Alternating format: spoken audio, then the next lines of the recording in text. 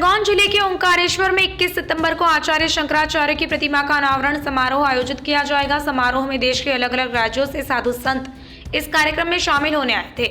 मुख्यमंत्री शिवराज सिंह चौहान ने कहा है कि 21 सितंबर को ओंकारेश्वर में हो रहे स्टैच्यू ऑफ वननेस का अनावरण कार्यक्रम पूर्ण गरिमा, भव्यता और दिव्यता के साथ किया जाए। कार्यक्रम में शामिल होने वाले देश के सभी प्रमुख साधु संतों का परंपरागत स्वागत सत्कार किया जाए।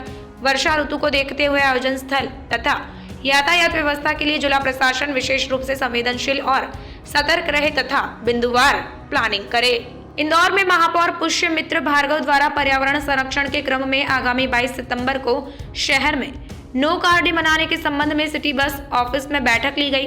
बैठक में अपर आयुक्त मनोज पाठक, अधीक्षण यंत्री महेश शर्मा, प्रताप नायर, सिटी बस के विभागीय अधिकारी व अन्य अधिकारी उपस्थित थे। महापौर भार्गव द्वारा शहर के पर्यावरण संरक्षण के उद्देश्य से नो कार डे पर नागरिकों की अधिक से अधिक सहभागिता के उद्देश्य से शहर के नागरिकों व सहयोगी संस्थानों से अपील की है कि वह इस अभियान में जुड़कर शहर के एयर क्वालिटी इंडेक्स को सुधारने के साथ ही स्वास्थ्य के प्रति अपनी सजागता दिखाकर 22 सितंबर को 4 पहिया वाहन के स्थान पर ई-बाइक, साइकिल, सिटी ट्रांसपोर्ट का उपयोग कर नो कार डे अभियान को सफल बनाएं। लोकसभा अध्यक्ष ओम बिरला ने मंगलवार को सांसदों का आह्वान किया है कि वे सार्थक और सकारात्मक चर्चा में भाग लें तथा कानून बनाने के साथ भारत को विकसित राष्ट्र बनाने के लिए देश के लोगों की सपनों व आकांक्षाओं को पूरा करें।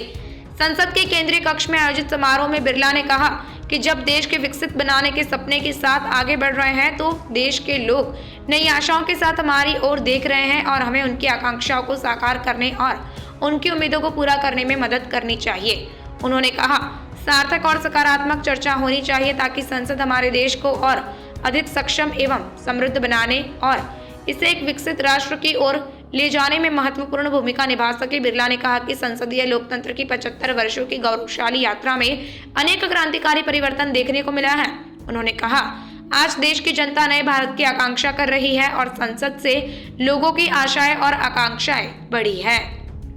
श्रीवारी साला कतला ब्रह्मोत्सवम के पहले दिन आंध्र प्रदेश के मुख्यमंत्री वाई.एस. जगन मोहन रेड्डी ने राज्य सरकार की ओर से श्री वेंकटेश्वर स्वामी को पट्टू वस्त्रलू यानी कि रेशमी वस्त्र भेंट किए।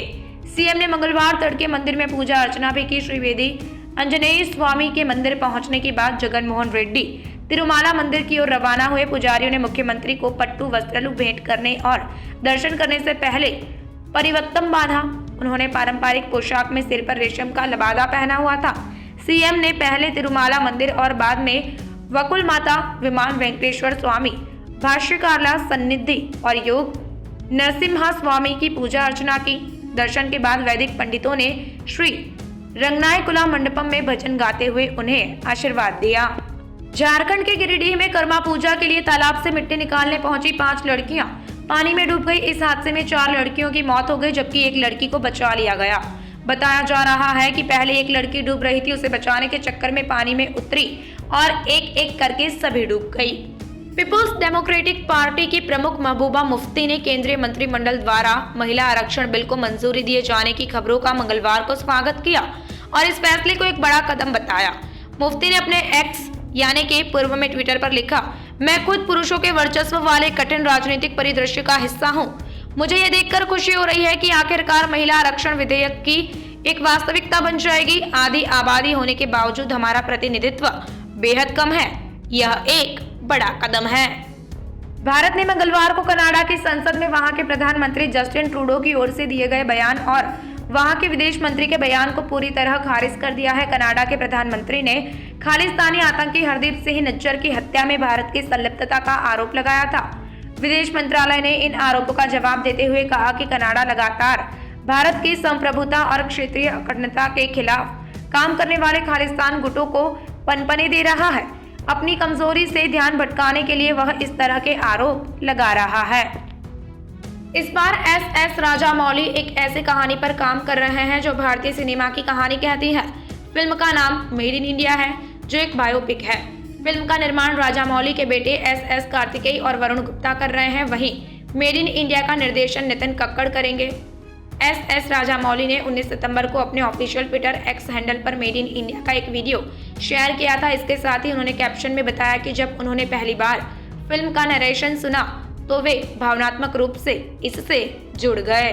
साउथ मनोरंजन जगत से अल सुबह एक बुरी खबर सामने आई है। खबरों के मुताबिक साउथ के फेमस एक्टर और कंपोजर विजय एंटनी की 16 वर्षीय बेटी मीरा एंटनी ने सुसाइड कर लिया है। मंगलवार सुबह सामने आई इस खबर ने पूरी इंडस्ट्री को चौंका दिया है। जानकारी के अनुसार तड़के 3 बजे के करीब विजय की बेटी की आत्महत्या की खबर सामने आई थी, जिसके बाद उसे हॉस्पिटल ले जाया गया, जहां उसे मृत घोषित कर दिया गया। खबरों के अनुसार अल सुबह 3 बजे विजय जब अपनी बेटी के कमरे में गए तो वह फंदे से झूलती मिली। इसके बाद विजय स्टाफ की सहायता से बेटी को हॉस्पिटल ले गए, जहां उसे मृत घोषित कर दिया गया।